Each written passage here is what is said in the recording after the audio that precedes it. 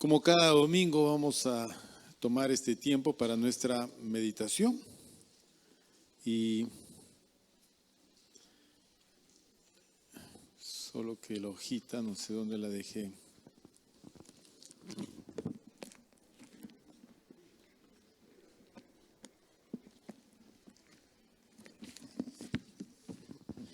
Bien, la semana pasada estuvimos comentando acerca de David. ¿Se acuerdan ustedes? Hablamos acerca de David. Como dijimos en el primer servicio, el capítulo 17 de Primera de Samuel, que es el libro que estamos en este tiempo meditando, lo hemos dividido en 3 partes. Ayer se hizo la segunda y ahora el sábado que viene culminamos con la muerte de Goliat. Todo eso es un hecho de fe, es un hecho que nos enseña a nosotros aspectos importantes de lo que significa ver las cosas y entenderlas en la dimensión que se debe de entender. Estuvimos explicando en el primer servicio cómo funciona esto, lo explicamos creo el domingo pasado, pero hoy lo vamos a nuevamente ver desde otro ángulo, con otro texto, para lo cual nos va a ayudar Números capítulo 13. Si me ayudan entonces, nos vamos al libro de Números, capítulo 13.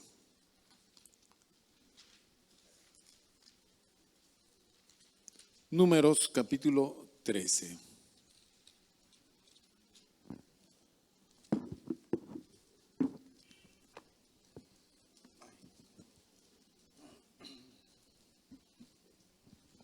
Bueno, nuestro verano no se va, ¿no? Si en la mañana hacía friecito, un rico friecito, pero ya salió el sol. No importa, para que seque la ropa. Bien, vamos a ver Números capítulo 13. Leamos la palabra del Señor, versículo 1 en adelante. Dice: Y Jehová habló a Moisés diciendo: Envía tú hombres que reconozcan la tierra de Canaán, la cual yo doy a los hijos de Israel. De cada tribu de sus padres enviaréis un varón, cada uno príncipe entre ellos. Moisés los envió desde el desierto de Parán, conforme a la palabra de Jehová. Y todos aquellos varones eran príncipes de los hijos de Israel. A continuación tenemos los nombres de la tribu de Rubén: Samúa, hijo de Zacur; de la tribu de Simeón, Safat, hijo de Jorí; de la tribu de Judá, Caleb, hijo de Jefone; de la tribu de Isaacar, Igal, hijo de José; de la tribu de Efraín, Oseas, hijo de Num; de la tribu de Benjamín, Palti, hijo de Rafú; de la tribu de Zabulón, Gadiel, hijo de Sodi; de la tribu de José; de la tribu de Manasés, Gadi, hijo de Susi; de la tribu de Dan, Amiel, hijo de Gemali; de la tribu de Aser, Setur, hijo de Micael; de la tribu de Neftalí, Nabi, hijo de Babsi; de la tribu de Gad, Jeuel, hijo de Maki. Esos son los nombres de los varones que Moisés envió a reconocer la tierra. Y a Oseas, hijo de Num, le puso Moisés el nombre de Josué. Bien, vamos a orar. Padre nuestro, gracias te damos en esta mañana por tu presencia en este lugar. Gracias, Señor, porque estamos aquí para honrarte y obedecer tu palabra, congregándonos como así lo estableciste tú, para acercarnos a través de la meditación al conocimiento preciso de las cosas, conforme, Señor, tu corazón así lo ha definido y así nos lo enseña a través de las Sagradas Escrituras. Bendícenos, enséñanos, Señor, instrúyenos en el camino y nosotros andaremos en él. Gracias por cada uno de mis hermanos y que tu Espíritu Santo nos hable en esta mañana. En el nombre de Jesucristo nuestro Señor te damos las gracias. Amén. Bueno, tenemos acá en la historia de Israel, que todos más o menos vamos ya entendiendo, una vez que salieron de Egipto y se fueron a conocer a Dios al monte Horeb. Ahora se dirigen hacia las puertas de Canaán para ingresar, porque salieron de Egipto para ir a Canaán. La parada en el desierto fue justamente para conocer a Dios y recibir la ley. A través de esta ley ellos hicieron un pacto con Dios, un pacto de obediencia. Se comprometieron en ello y así se fueron camino a Canaán. Recuerden que detrás de ellos quedaba toda aquella experiencia del Éxodo, es decir, la forma como Dios los sacó de Egipto. Israel no peleó una batalla en Egipto. Israel no tuvo un ejército en Egipto. Israel era un pueblo de esclavos y de gente dedicada pues al pastoreo de ovejas. Israel no forjó espadas para librarse del yugo egipcio. Sencillamente Dios los sacó a todos. Y los sacó siendo Dios el libertador de su pueblo. Para ello utilizó a un hombre llamado Moisés, a su hermano llamado Aarón, y Dios y su palabra hicieron el resto. Bien, ¿qué dejaron atrás? A una nación como Egipto, que era potencia mundial, era el imperio, digamos, establecido en esa región, herido, diezmado, empobrecido, porque durante el tiempo que duraron las 10 plagas, Dios realmente acabó con los egipcios y finalmente sepultó al ejército egipcio en el Mar Rojo. Israel solo vio y caminó. Ahora están a las puertas de Canaán, van a ingresar. Pero antes de entrar, el Señor va a probar a Israel una vez más. Es curioso que Dios con este pueblo siempre anda de circunstancia en circunstancia, probando los corazones, probando la obediencia, la fe de este pueblo. Y eso hace siempre Dios. Porque la vida requiere siempre de exámenes. Es como el curso o como la universidad o como el colegio, donde tú vas aprendiendo, tienes que rendir un examen para evidenciar que aprendiste, que conoces el tema. El pueblo cristiano no se reúne solo para cantar, se reúne para aprender y con ello meditar. Lo que procuramos hacer en esta dinámica de las reuniones es modificar nuestra forma de pensar. Como cuando la gente dice, oye, te están lavando el cerebro. Bueno, efectivamente, no les falta razón porque nuestro cerebro necesita un lavamiento profundo. Esa es la pura verdad. Porque no me diga usted que pensando como se piensa en el mundo es la forma más sana, limpia y correcta de pensar. No es así. Si no, mire usted el noticiero. Y se va a dar cuenta que no es la forma de pensar. Pero es lo que se aprende en el mundo. Cuando llegamos a la iglesia hay que sacar todo eso y poner los pensamientos correctos, que son los pensamientos de Dios. Eso nos cuesta, obviamente, nos cuesta porque muchas veces estamos ligados a esos pensamientos ya en nuestras costumbres. Somos como pensamos. Cortar eso es todo un problema, porque si yo cambio mis pensamientos, tengo que cambiar también mis costumbres. Pero algunas de esas costumbres ya se hicieron hábitos, en otros casos ya se hicieron vicios, en la mayoría de todos ya se hicieron un estilo de vida. Entonces todo tiene que cambiar. Si cambio mi pensamiento, tiene que cambiar todo, absolutamente todo, todo. Mi lenguaje, todo. Hasta mis hábitos alimenticios, todo, mi forma de vestir, todo. Porque tiene que cambiar mis pensamientos. Entonces, cuando venimos a la iglesia, venimos a eso, a aprender.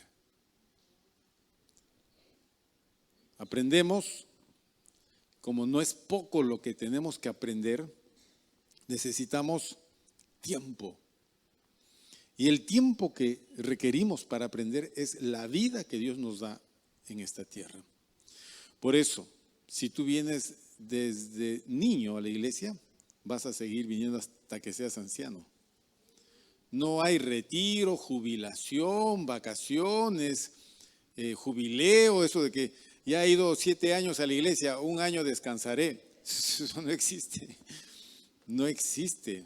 Vas porque necesitamos aprender muchas cosas, digamos, la persona que Dios quiere que tú seas. Porque para ser la persona que el diablo quiere, ya sabemos suficiente. Pero para saber cómo quiere Dios que seamos, eso se necesita aprender.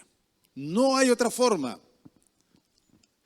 Acá lo que tenemos en Números 13 es que Dios va a probar entonces a Israel. Antes de ingresar a Canaán, Dios determina que se envíen los espías. Y escogen los mejores hombres de Israel, los príncipes de cada tribu. 12 en total, pues son 12 tribus, 12 varones que van a entrar a Canaán. ¿Cuál es la misión? La misión es recorrer toda la tierra de Canaán, inspeccionarla, porque ellos no la conocían, ninguno de ellos había estado en Canaán antes, ¿ok? Y después de inspeccionarla, traer las noticias y evidencias de que efectivamente la tierra era buena. Versículo 17. Los envió pues Moisés. Estamos en Números 13, para los que acá este es un efecto que he estado viendo yo en los cultos, que como sale el texto, los hermanos ya no traen Biblia, ya no leen la Biblia, ya solamente ven acá. Y estoy pensando en hacer una modificación para que traigan su Biblia, mis queridos hermanos. Un soldado sin espada no es soldado. Un creyente sin Biblia, dudo mucho que pueda hacer mucho. Sigamos. Versículo 17, los envió pues Moisés a recorrer la tierra de Canaán, diciéndoles, subid de aquí al Negev y subid al monte y observad la tierra como es, y el pueblo que la habita, si es fuerte o débil, si poco numeroso. Cómo es la tierra habitada, si es buena o mala, y cómo son las ciudades habitadas, si son campamentos o plazas fortificadas, y cómo es el terreno, si es fértil o estéril, si en él hay árboles o no, y esforzaos y tomad el fruto del país. Y era el tiempo de las primeras uvas, o sea, se avecinaba la cosecha, obviamente iban a encontrar frutos ya en el campo. Y ellos subieron y reconocieron la tierra desde el desierto de Sin hasta Rehob, entrando en Hamat. Y subieron al Negev, que es una región, y vinieron hasta Hebrón, a otra región, y ahí estaban Ahimán, Sesai y Talmai, hijos de Anac. Anac, los hijos de Anac era la raza de gigantes que habitaba en Canaán. Todos eran hombres altísimos. Goliat es un descendiente de los hijos de Anac. Okay. Habían gigantes. Encontrabas tú aldeas y pueblos de gente muy alta, muy grande. Pero era gente, como todos. Bueno, ellos los encontraron allí.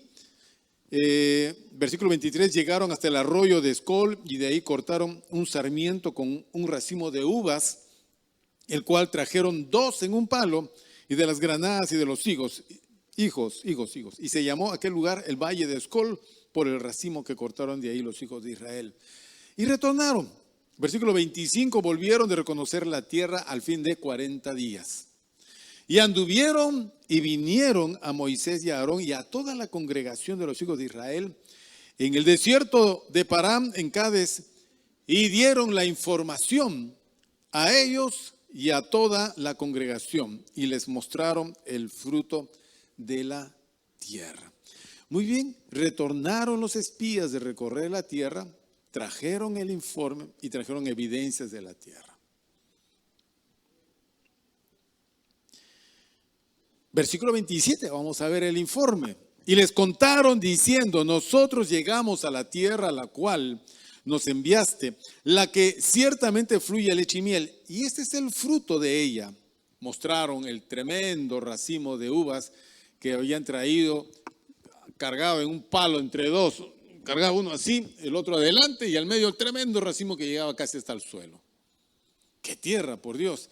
Trajeron los higos, parecían papayas, y las granadas parecían sandías. Dijeron, es una tierra maravillosa. Ok, pero no solamente eso. Versículo 28. Mas el pueblo que habita aquella tierra es fuerte, y las ciudades muy grandes y fortificadas. Y también vimos allí a los hijos de Anac.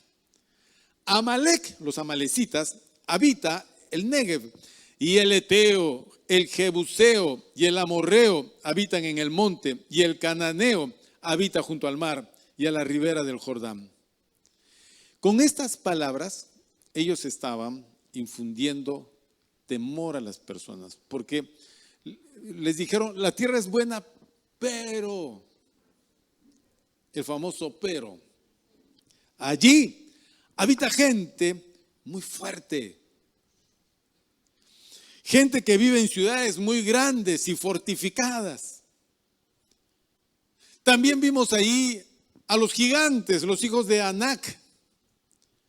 Los amalecitas recorren la región del Negev saqueando, y están afincados los eteos, los jebuseos y los amorreos, gente feroz, gente de guerra. El cananeo habita junto al mar, hablando de los filisteos, y en la ribera del Jordán. Entonces, a la medida que iban dando ese informe, es un informe, la gente que recibe el informe lo va analizando. Entonces, en lugar de generar ánimos para ir y subir, empezaron ellos a llenarse de temor y pensar en, ¿qué hacemos acá entonces? ¿A dónde vamos a ir? ¿Cómo vamos a hacer? ¿Cómo vamos a derribar esas ciudades? ¿Y qué hacemos con los gigantes? ¿Y qué hacemos con los amalecitas? ¿Qué hacemos con el eteo, el jebuseo, el amorreo y el cananeo? ¿Qué hacemos con todos ellos? Es decir, el informe es el informe. ¿Cómo determinas tú que el informe influye en tu reacción? Por ejemplo, cuando salió Goliat y se paró frente a los soldados de Israel, impresionante, y habló fuerte y lanzó el desafío y los maldijo, nadie salió porque todos se llenaron de miedo y se turbaron. Acá el informe es muy gráfico y la gente, en lugar de decir, ya, entonces subamos, todos dijeron, entonces no subamos. ¿Para qué vamos a ir a enfrentar a un pueblo de este tipo? La gente empezó a murmurar, a desanimarse, a mirarse unos a otros, como diciendo, ¿para qué nos trajeron acá? Versículo 30, ¿cómo habría sido todo ese murmullo? Dice, entonces Caleb hizo callar al pueblo delante de Moisés y dijo, subamos luego y tomemos posesión de ella. No lo dijeron todos los espías, lo dijo Caleb y juntamente con él Josué. Los dos únicos de los 12 espías dijeron esto, subamos, tomemos posesión de ella. Y concluye, porque más podremos nosotros que ellos. En la cabeza de Caleb y en la cabeza de Josué, ellos afirmaban que más podían ellos que los cananeos. En la cabeza del pueblo, más pueden los cananeos que nosotros. La pregunta es, ¿qué razonamiento era el correcto? Por una cuestión de peso, la multitud va a ganar. Porque no puedes entrar a Canaán con un pueblo medroso, con un pueblo miedoso, con un pueblo asustado. Porque en la vida de fe esas cosas no funcionan. No funcionan. Sí, efectivamente, allá tenemos enemigos. ¿En Egipto no los teníamos? Y es cierto, allá hay ciudades amuralladas. ¿No nos enfrentamos a un mar y lo cruzamos? Efectivamente, esa gente es de guerra y los egipcios no tenían soldados y caballos y carros de combate, no nos persiguieron. ¿Y qué pasó con todo eso? Lo mismo pasará allá. Así no pensaron ellos. Solo Josué y Caleb pensaron así. Los demás, no. Porque, mis queridos hermanos, el informe que ellos recibieron pasó por un razonamiento carente de confianza y seguridad. Y la respuesta que ellos dieron fue, no subamos, vamos a morir. La respuesta inadecuada. Por más que Caleb y Josué les animaron, subamos, tomemos posesión de ella, porque más podremos nosotros que ellos. Versículo 31, mas los varones que subieron con él dijeron, no podremos subir contra aquel pueblo, porque es más fuerte que nosotros. Bueno, si se trata de fortaleza, Goliat era más fuerte que David. Si se trata de fortaleza, los leones eran más fuertes que David. Los osos eran más fuertes que David. Y David mató al león y al oso que se levantó contra él. Y David sabía que así iba a ser el gigante. Para David no había diferencia alguna. Porque la cuestión no es las garras, los colmillos, la armadura, la espada, la estatura, el peso, la experiencia de guerra. Para David es, ¿tú con qué vienes y yo con qué vengo? David dijo, yo vengo a ti en el nombre del Dios a quien tú has retado y ofendido. Pero esa confianza no habita en los corazones de todo el ejército. La confianza de Caleb y Josué no habita en el corazón de todos los espías y de toda la gente. Y la evidencia de eso es el miedo y la desconfianza. No subamos. No vamos. Mis queridos hermanos, todos los creyentes andamos como ellos. De reto en reto, de dificultad en dificultad, de situación en situación. Y antes de lanzar la onda ya estamos huyendo, es decir, determinamos la derrota antes de pelear. Todo ese es el resultado de nuestra equivocada reflexión. Todo lo que tú ves, lo que tú oyes, lo vas a meditar y vas a concluir. Todas nuestras acciones son el resultado de nuestra reflexión. Y aquí se da la victoria o la derrota antes de que nosotros peleemos, actuemos. Bueno, la cosa fue todavía así, versículo 32, y hablaron mal entre los hijos de Israel de la tierra que habían reconocido, diciendo, la tierra por donde pasamos para reconocerla es tierra que traga a sus moradores. Unos exagerados completos. ¿Ya? Tierra que traga a sus moradores. Y todo el pueblo que vimos en medio de ella son hombres de grande estatura. También vimos allí gigantes, hijos de Anac, raza de gigantes, y éramos nosotros, a nuestro parecer, como langostas. Y así les parecíamos a ellos. Como les dije, todo eso no es evidencia de lo que ven, es la conclusión de su corazón. Por esa razón, dijimos al principio, nosotros venimos acá para aprender a pensar correctamente. Para eso tenemos que desechar la mala formación que hemos recibido antes de Cristo.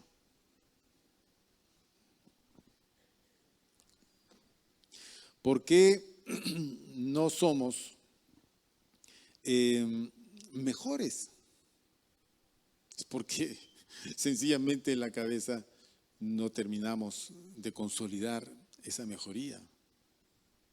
Nos gana el orgullo, nos gana la pasión, nos ganan los apetitos, nos gana el enojo, ¿no es cierto? Nos enojamos, nos gana la necedad, somos tercos, o nos gana el orgullo, ¿no es cierto?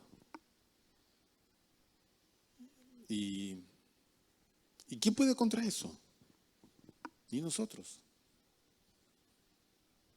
No podemos. ¿Quién lo dice, por ejemplo, Santiago? Dice, ¿quién puede dominar su lengua? El que logra dominar su lengua, ese es varón perfecto. Ese es varón perfecto. Porque el que domina su lengua domina todo. Porque los grandes barcos son dominados por un pequeño timón. Un gran incendio inicia con un pequeño fuego. Así la lengua está puesta en medio de nuestros miembros, pequeña, pero mortal. Con ella puedes bendecir a Dios o con ella puedes maldecir al que fue creado a imagen y semejanza de Dios. Fíjate, qué delicado es este asunto. Entonces la cuestión es cómo interpretamos las cosas. Lo que vemos. ¿Ves el noticiero? ¿Cómo interpretamos? Hay cosas que son ahí ya complicadas. ¿Ves el panorama mundial? ¿Cómo lo interpretas? ¿Ves la situación social? ¿Cómo lo interpretas? Tú ves el mundo en la forma como el mundo se te presenta. ¿Cómo lo interpretas? ¿Ves a las personas, las que están cercanas, alejadas? ¿Cómo interpretas todo? ¿Cómo haces todo? ¿Cómo interpretas la vida?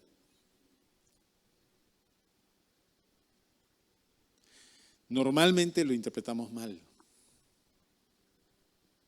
A ver, si en mi cabecita yo todavía tengo todo ese cúmulo de el antecedente antes de Cristo, ¿okay? Toda mi experiencia de vida, todo, soy un cristiano complicadísimo. Yo tengo que sacar todo eso. Tenemos que sacar. Para construir algo bien hecho, primero tienes que demoler. Acá nosotros llegamos, hemos arreglado bonito, pero esto lo vamos a tirar un día. Desde acá hasta el otro local y hacer un auditorio mucho mejor. No voy a ir añadiendo parecitas, chancando por ahí. No. No vamos a ir parchando el cerebro, tenemos que cambiar todo. Si quieres construir algo bien hecho, desde la cimentación, tienes que demoler todo. Los creyentes no hacemos eso. Le voy a decir que hacemos los creyentes. Normalmente los creyentes, por una cuestión de defecto, ¿ok? Quizás no sea tu intención primaria, es el defecto que tenemos. Nosotros mezclamos las cosas, hacemos mixtura. Y a Dios no le gusta la mixtura. ¿Sabías eso? No, mixtura no es la feria gastronómica que se realizaba antes. No me refiero a eso. Mixtura es mezclar cosas que son diferentes. Tú no puedes mezclar a Dios con las cosas que no son de Dios. No puedes. ¿Dónde se mezcla eso? En la vida del cristiano. En la vida del cristiano mezclamos cosas que son de Dios y que no son de Dios. Ya está. Hermanita Jenny, acá tiene 2 sitios. Mire, pase usted a la altura de la puerta, tiene 2 sitios. Y ya su hijo se sentará por algún lugar. Bueno, por ahí ya está. Listo. ¿Dónde estaba, hermanos? En mixtura, ¿no? Bueno, créeme que yo nunca fui a mixtura. Porque eso de hacer cola kilométrica para que te hagan probar un pedacito de ají de gallina no me atrae. Como fuere. Mixtura es lo que hacemos los creyentes. Mezclamos. Claro, hemos aprendido que en la mezcla a veces desarrollamos nuevos gustos, nuevas sensaciones, ¿no es cierto? Hacen fusión, por ejemplo, de la comida, fusión en la música, fusión en la moda. Entonces se va obteniendo cosas y formas y maneras diferentes que llenan, agradan, son vistosas. Pero en la vida espiritual tú no puedes hacer mixturas. Lo que es de Dios y lo que es del diablo es del diablo. No puedes mezclarlas. Lo que es verdad, lo que es mentira, lo que es luz, lo que es tinieblas. No puedes mezclar. Dios no acepta mixturas. O es Él o no es. O crees o no crees. ¿Cómo es? No, es que yo creo de a poquitos, pastor. Eso no existe. No, yo creo, pero usted sabe, hay que pensar también, hay que razonar. No, ya estás mal.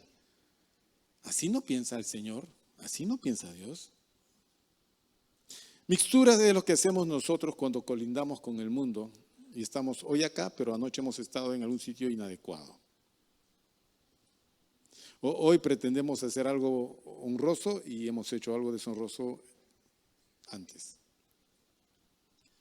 Y pensamos que como nadie nos vio, Dios no va a hacer nada finalmente, porque acá no ha sucedido lo que ha sucedido en Hechos de los Apóstoles, ¿no? Cuando Ananías y Zafira murieron por mentirosos. Aquí nadie se ha muerto por mentiroso. Si eso sucediese, este sería un lugar de cadáveres. Es la pura verdad. Es la pura verdad. ¿Por qué? Porque una de las cosas más frecuentes que hacemos es mentirle a Dios. Eso hemos aprendido del mundo y no cambiamos. Estamos haciendo mixtura. Israel era experto en las mixturas. ¿Por qué? Porque Israel salió ¿de dónde? ¿De dónde? De Egipto, pues.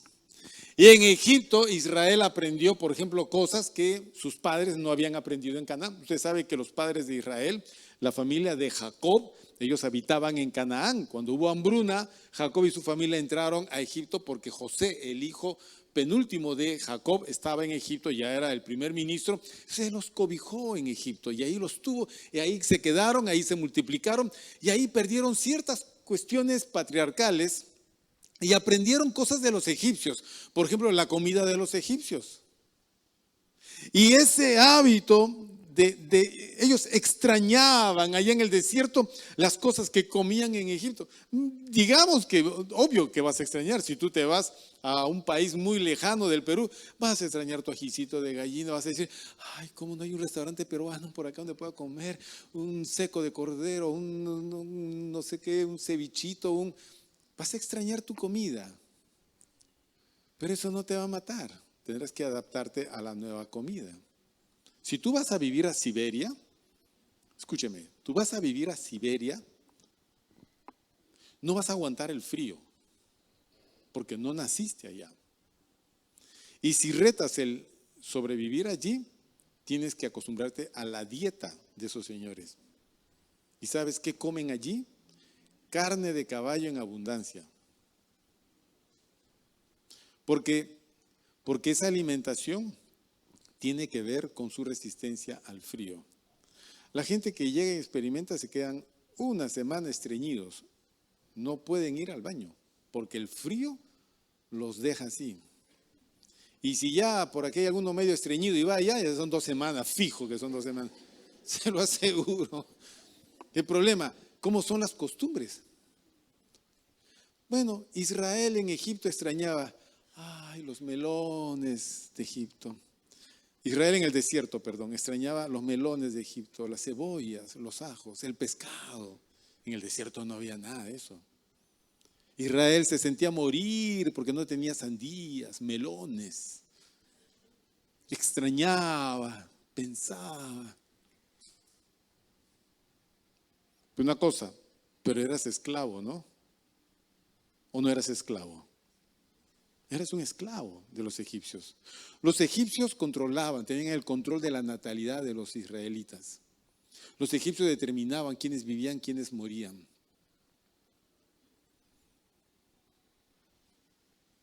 Los egipcios eran los dueños de los israelitas.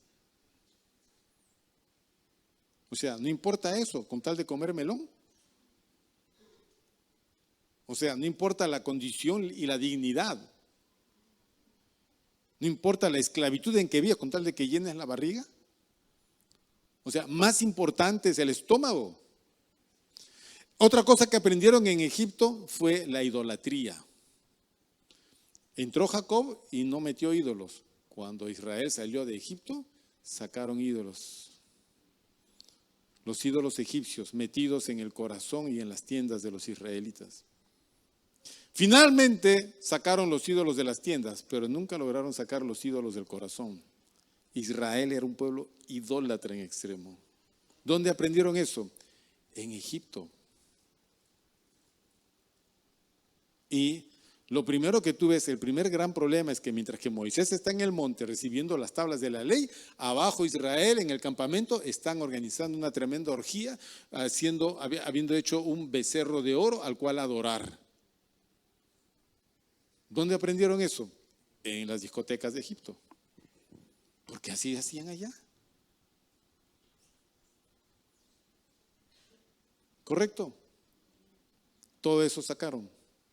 Entonces, cuando ellos están a las puertas de entrar a la tierra de Canaán y les dan las noticias, todo eso funciona ahí, pues.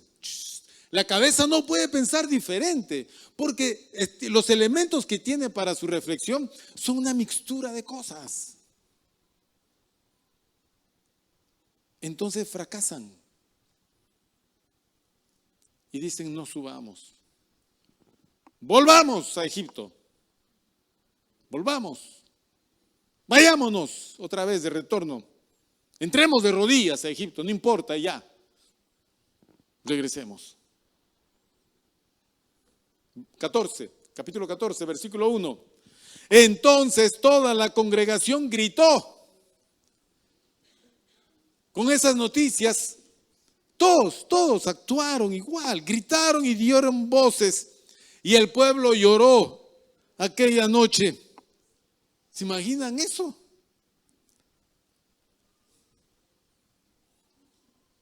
Un pueblo que se quejaba de lo que Dios quería hacer.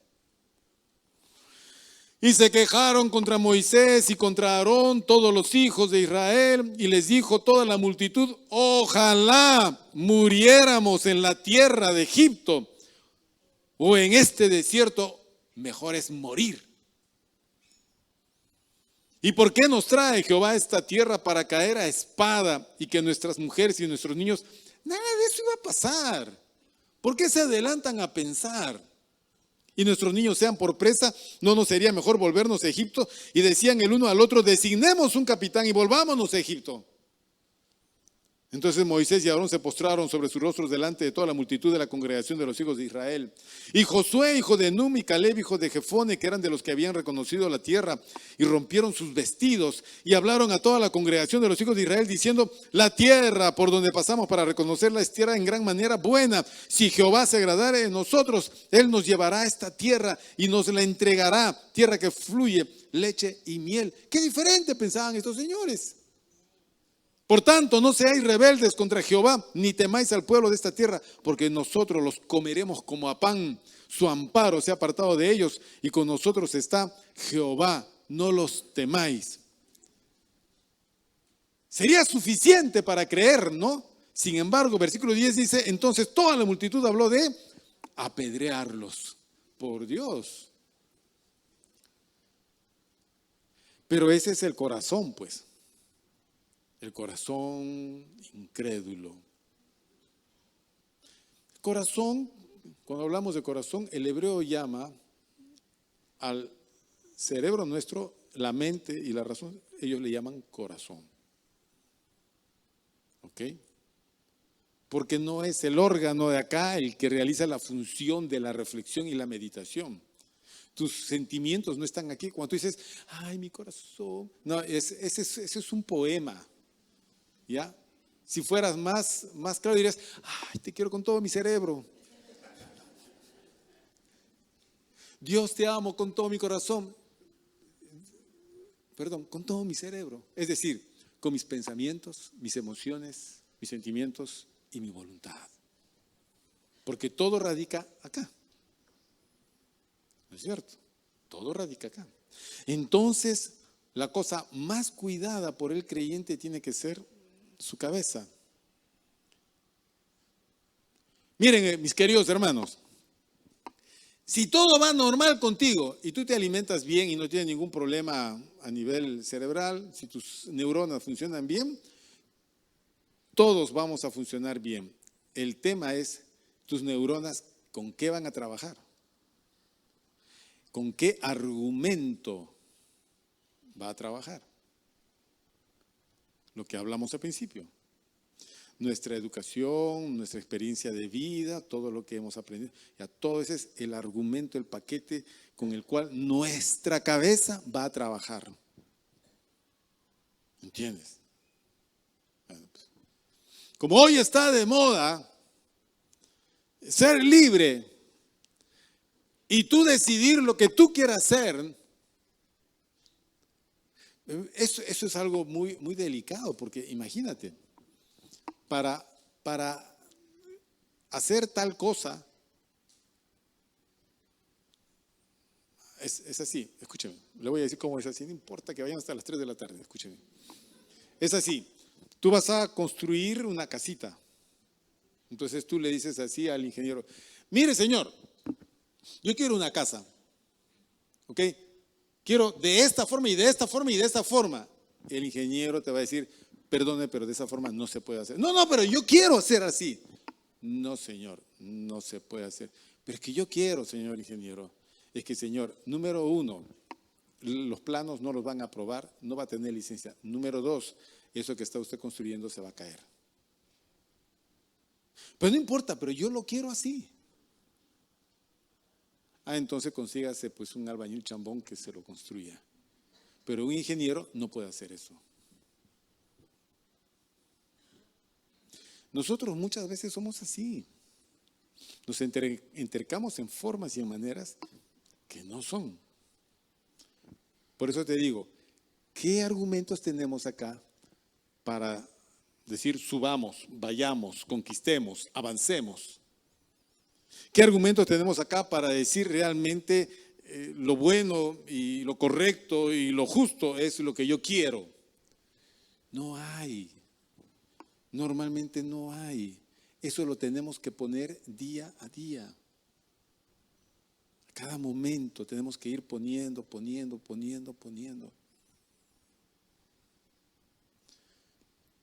¿Tienes un bebito? 6 meses, el doctor te dice, vamos a ir dándole comida más sólida, ya no solamente leche, la leche ya es poco para el niño.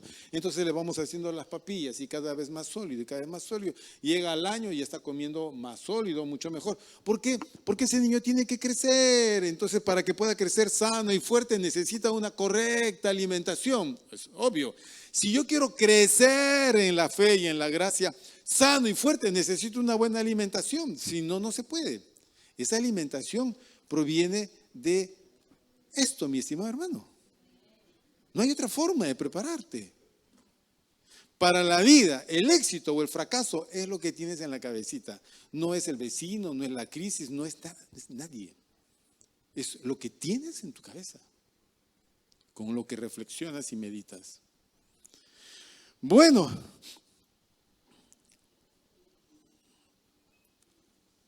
interesante.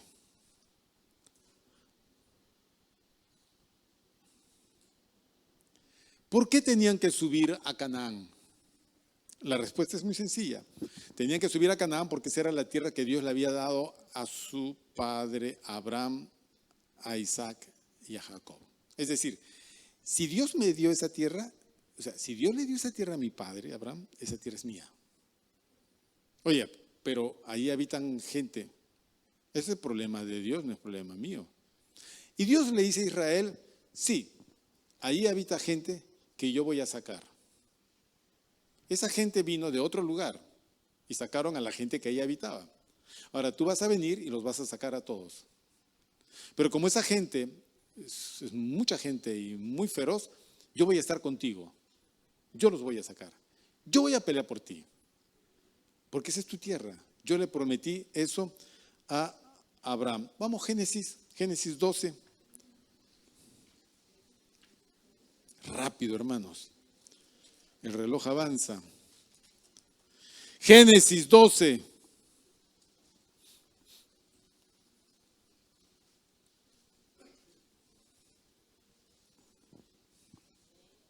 ¿Listo? Génesis 12.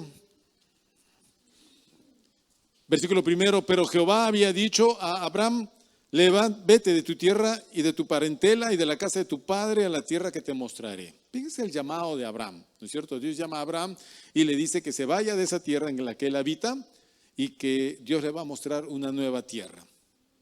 Bien. Y haré de ti una nación grande y te bendeciré y engrandeceré tu nombre y serás bendición.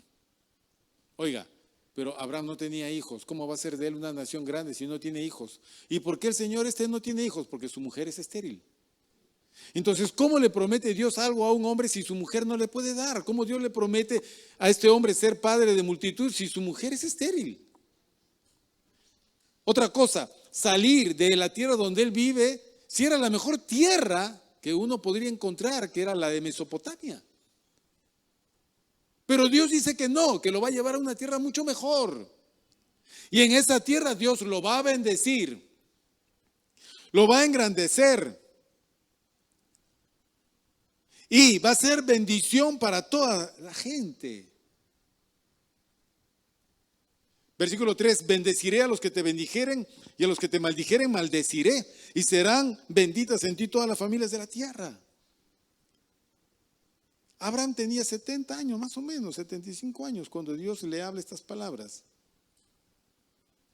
Y Abraham se fue a donde Dios quiso llevarlo. ¿Cuál era esa tierra? Canaán. Muy bien, llegaron a Canaán, versículo 6. Y pasó Abraham por aquella tierra hasta el lugar de Siquem, hasta el encino de More, y el cananeo estaba entonces en la tierra. Ya estaba el cananeo ahí. Y apareció Jehová a Abraham y le dijo: a tu descendencia daré esta tierra. Oiga, no hay descendencia, este hombre no tiene hijos, es una burla, ¿no? La mujer dice así: tengo que casarme pronto porque ya con más edad más complicado. ¿Quién dice? ¿El médico? No. Si los hijos los da Dios, entonces Dios es el que tiene que decir, no el médico. ¿Entiende? El médico, la capacidad del médico es limitada. Una vez les comenté alguna vez, había un hermano, un amigo pastor joven, muy joven, y venía y me consultaba cosas, y después vino su esposa, y hablando de unas situaciones, ella me dijo, yo le digo: ¿y cuándo van a tener niños? Me dice: ¿no pueden tener niños? No, sí podemos, me dice ella.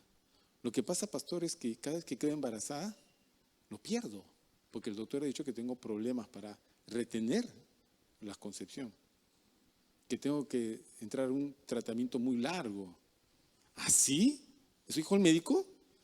Tendrá cuotas muy largas de carro que pagar. Porque los médicos son así, no tienen misericordia. Si pueden operarte, te operan. No todos los médicos, obviamente, respetables como cualquier profesional. Pero algunos no tienen misericordia. ¿Así? Sí. Ya perdí cuatro bebés. No, hermana, usted no puede aceptar eso. Eso nunca debe ser una sentencia para usted. ¿Quiere orar en este momento y retener su bebé? Sí, pastor. Ok, oremos. Cerró sus ojos en el nombre de Jesús. Dale, Señor, fortaleza a su útero para que retenga a su bebé. ¿Y qué creen que pasó? Retuvo el embarazo y a los 9 meses nació la criatura. Y después que me visitó a los 2, 3 años, ahí estaba la chiquita. Un poco más, y dice lo que dijo: este era el hijo por el cual oramos, pastor, y aquí está. Dios me lo dio. ¿Quién le da? Dios le da. Dios le da la capacidad para concebir y la fortaleza para retener y la salud para tenerlo y la sabiduría, y Dios lo ve. Dios es el que hace las cosas. Vas a entrar a un tratamiento larguísimo de fertilidad. Dios es el que hace. Así que, bueno, tú me dices: pastor, pero a los 40 años me puede salir así. Mira, yo no lo estoy diciendo, lo estoy diciendo tu cabeza. Porque es todo lo que te han enseñado y todo lo que has visto. Pero esta mujer, a sus 75, casi 80 años, concibió y tuvo el hijo que Dios le dijo a Abraham que iba a tener. Abraham tenía 100 años casi. Y engendró un hijo en su mujer, la que llamaban la estéril. ¿Tú crees que ese es el único caso en la historia en la cual Dios va a bendecir a una mujer? Esa es Sara. No. Después todas las mujeres se rigen por la ciencia, por si acaso. No, no es así. Es como Dios dice que es. Ahora, no puedes estar inventando las cosas que Dios dice. Tienes que estar seguro que es lo que Dios diga. Y Abraham aquí estaba seguro. Obviamente era una lucha en su mente, porque Abraham era un hombre como tú y como yo. Él fue criado como tú y como yo, con todos los elementos negativos que tenemos que sacar, pero Dios le fue enseñando fe. Por eso demoró 25 años en que ese niño llegue. Bueno, en el capítulo 13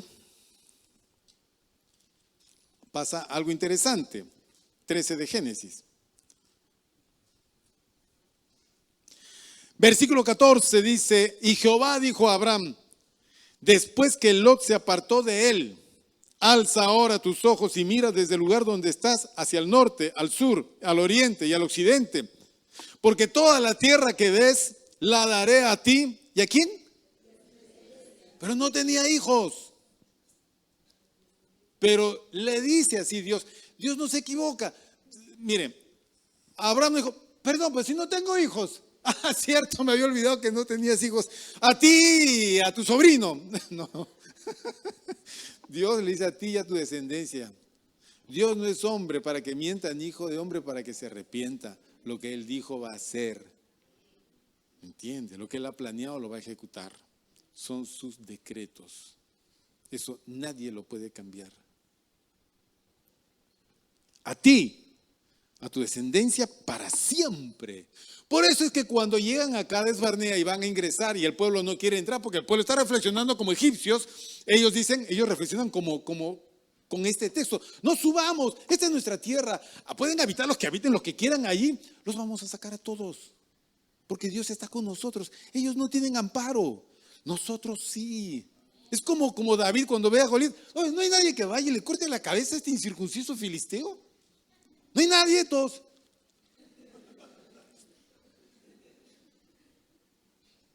Por Dios, dijo, yo voy a ir. Mi rey, no se preocupe. Muchachos, no se preocupen. Tu siervo irá y lo matará. Y así se fue David. Agarró sus piedritas y se fue al encuentro del gigante. Como les dije, Dios ve las cosas que no son como si fuesen. David ve las cosas que no son como si fuesen. Ese es el lenguaje que nosotros tenemos que aprender a hablar. Claro. Si no, somos de las filas de Saúl. Si no, somos los cobardes de Cades Barnea. Decidamos. Pero sin argumentos en nuestra cabeza, nosotros no podemos hacer nada. Romanos capítulo 4. Vamos Romanos, hermanos. Romanos capítulo 4. Saltemos hasta el Nuevo Testamento. Libro de Romanos capítulo 4. Ok, ¿ya lo encontraron? Romanos 4.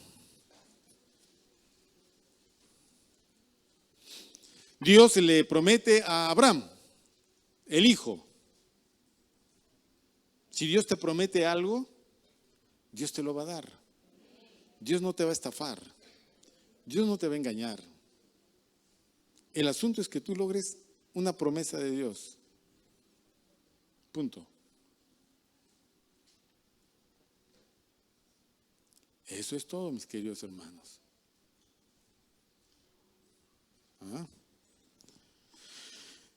Y Dios le prometió a Abraham la tierra a él y a su descendencia cuando Abraham no tenía hijos. Sigo repitiendo lo mismo. Bien, versículo 16.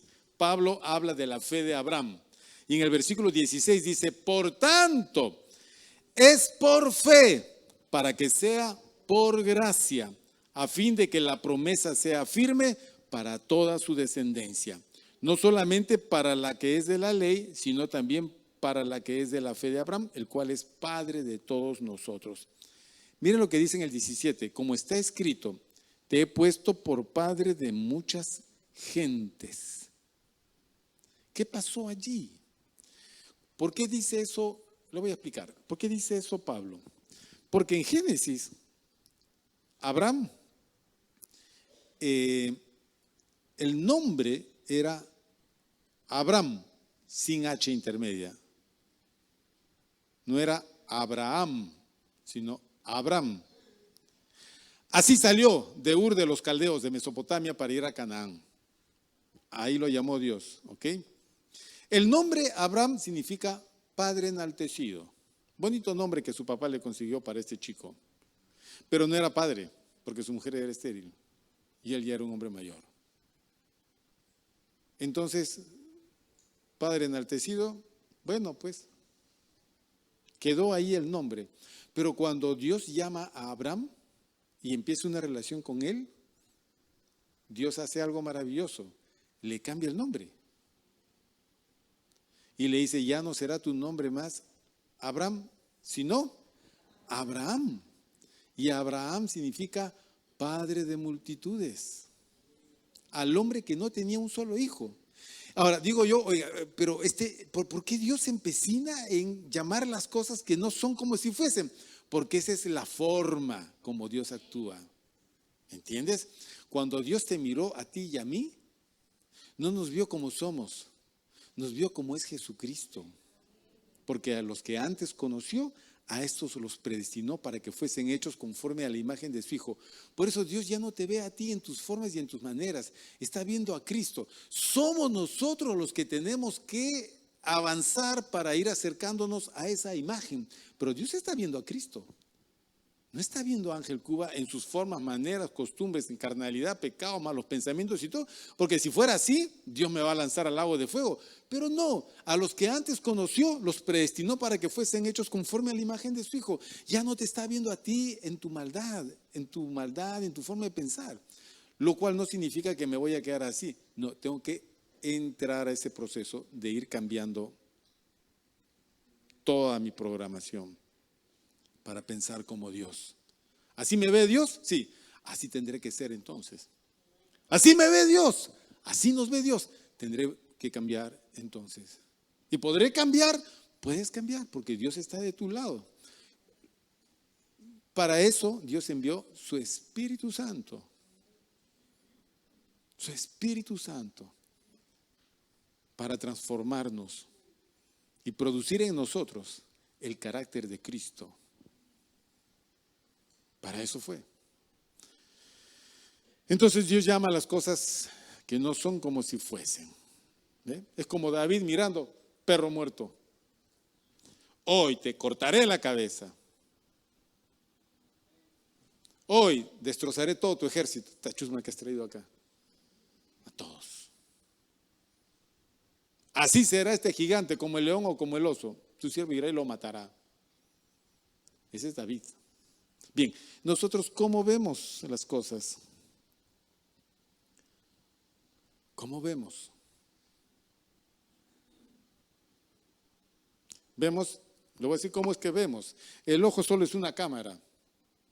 ¿Okay? El ojo solo capta la imagen, registra por el rebote de la luz en los cuerpos y los objetos, todo eso lo registra el ojo y lo transmite por el nervio óptico al cerebro. En el cerebro se forma la imagen. Una vez que tu cerebro distingue la imagen, entonces todo lo demás que empieza a trabajar. Y tú empiezas a actuar conforme a las imágenes que va recibiendo en tu cerebro. O sea, el trabajo de ver y entender, de oír y entender, de oler y entender, de probar y entender. Por ejemplo, tú comes algo muy picante, extremadamente picante. Entonces, en la lengua tienes los sensores del gusto, las papilas gustativas, llevan la cuestión, la llevan la sensación al cerebro. El cerebro dice, ¡ah! Tú respondes, ¡ah! El cerebro dice, ¡pica! Y tú dices, ¡pica! Solo estamos expresando lo que el cerebro está diciendo.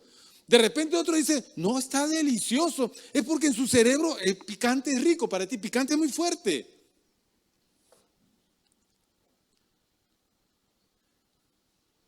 La chica ve a un chico y dice, qué guapo. La otra lo ve, pues sí es feo. ¿Dónde está el problema? El problema está en cómo concibe lo que es bello y hermoso en la cabeza de una y en la cabeza de la otra. ¿Qué es vida? ¿Para qué vivimos? ¿Cuál es nuestro papel en este mundo? ¿Qué vas a hacer con tu vida, con tu cuerpo, con tu energía? ¿Sabes cuánto vales? Vales un montón. Vales un montón. Que el error acuñado en nuestra mente no echa a perder ese valor. No regales tu vida. No entres a situaciones de error, de fracaso. No, piensa bien antes de tomar una decisión. ¿Y cómo pienso, pastor? Ese es el punto. Tienes que pensar con una mente renovada, transformada. ¿Y cómo transformo? Pues en la Biblia lo responde. Pablo dice, la palabra de Cristo mora en abundancia en vosotros. Si yo no tengo la palabra de Cristo en mi corazón, no tengo forma de pensar como Cristo. No tengo forma de entender los planes de Dios. Si en mi corazón solo está Daddy Yankee, ya fracasé. Con ese Señor no llego sino a la muerte. Se lo digo así, a la muerte. Porque el mensaje suyo es mensaje de muerte. ¿Ok?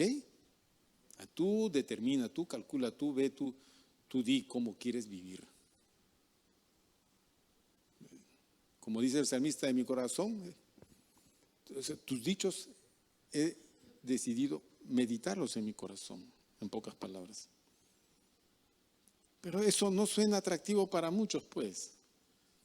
Porque eso más o menos como que te da la imagen de que vas a ser muy religioso, que tu vida va a ser monócroma, es decir, en blanco y negro, muy lenta. ¿Quién dice eso? ¿Así era David? ¿Su vida era en blanco y negro? ¿Así era Moisés? ¿Así era Josué? ¿En blanco y negro? En blanco y negro era Pilato, Herodes, Barrabás. Eran estos espías. Era ese ejército sin valor. Así. Volvemos siempre, porque la teología es circular, volvemos a la reflexión del Salmo primero, ¿no es cierto? Bienaventurado el varón, que no anduvo en consejo de malos, ni en silla de escarnecedores se ha sentado, sino que en la ley de Jehová está su delicia, y en su ley medita de día y de noche. Lo único que nos libra a nosotros de ser como esos es la meditación en la palabra del Señor. Conocí al Señor un 22 de junio de 1980 y desde ese día mi meditación ha sido, no le voy a decir óptima, pero nunca dejé al Señor. En mis peores momentos, en los más difíciles y duros, yo decidí siempre estar con el Señor. Y su ley en mi corazón. Justamente lo que es mi devoción, teóricamente es mi profesión. Yo no puedo vivir sin tener una práctica diaria de la Biblia, porque es lo que yo hago y enseño. Mi púlpito es este. ¿Cuál es el tuyo?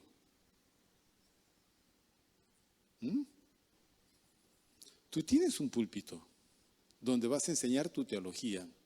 Ese púlpito puede ser tu empleo, tu oficina, tu trabajo, tu taxi, tu carpintería. ¿Ok? Allí donde tú le dices a otros cómo es tu pensamiento, cómo es tu forma de ser. No tienes que ser de lenguaje religioso ni de poses religiosas. No. La gente tiene que ver en ti el hombre o la mujer diferente. No el cristianito friolento, carnal, medio tibión, que está pero no está, que dice pero no es cierto. No.